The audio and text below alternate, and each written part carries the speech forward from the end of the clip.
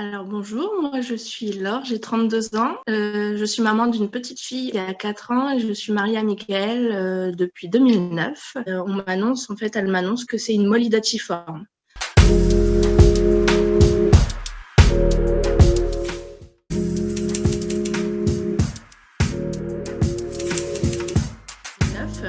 Et c'est vrai que on s'est mariés jeunes, on avait 21 ans et on a tout de suite voulu agrandir la famille, construire notre famille. Et donc en 2010, en février 2010, je tombe enceinte une première fois.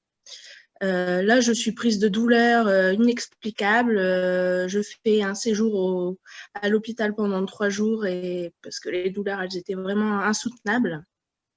On n'a jamais su vraiment la cause en fait de ces douleurs.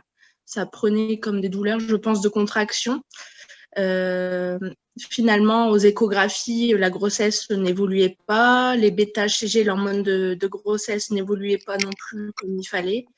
Et donc, j'ai dû subir mon premier curetage le 26 février 2010.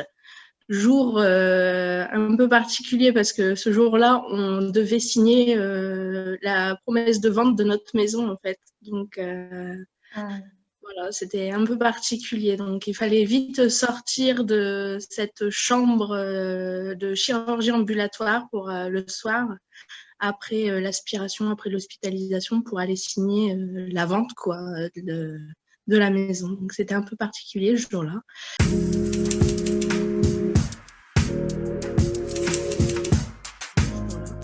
Et donc, ma première fausse couche, donc ça a été un peu compliqué parce que on est jeune, on s'y attend pas.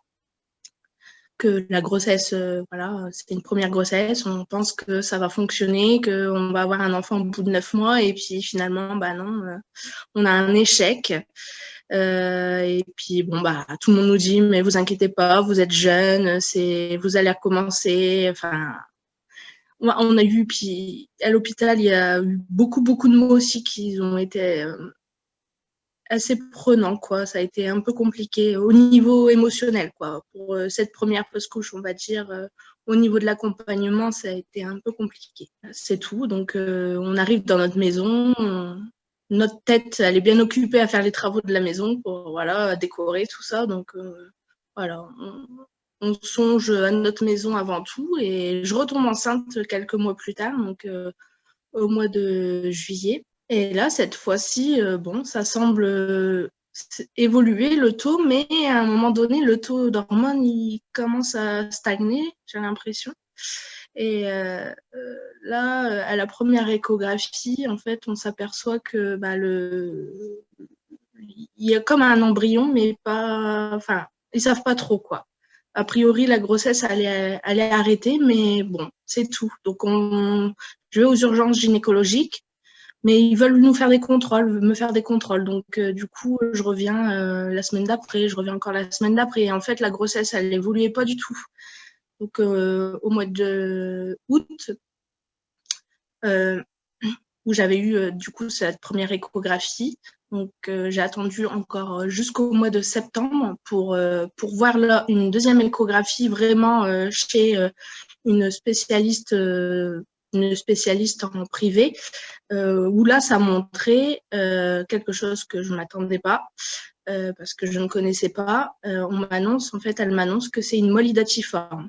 Donc, entre le mois d'août et le mois de septembre, en fait, cette grossesse-là, l'évolution, on va dire, ça a dégénéré quoi, en molydatiforme. Parce qu'on n'avait pas du tout la même image échographique entre le mois d'août et le mois de septembre.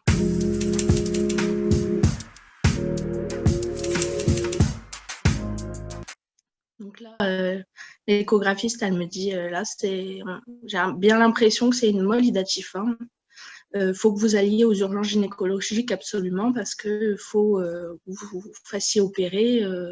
C'est assez urgent, quoi.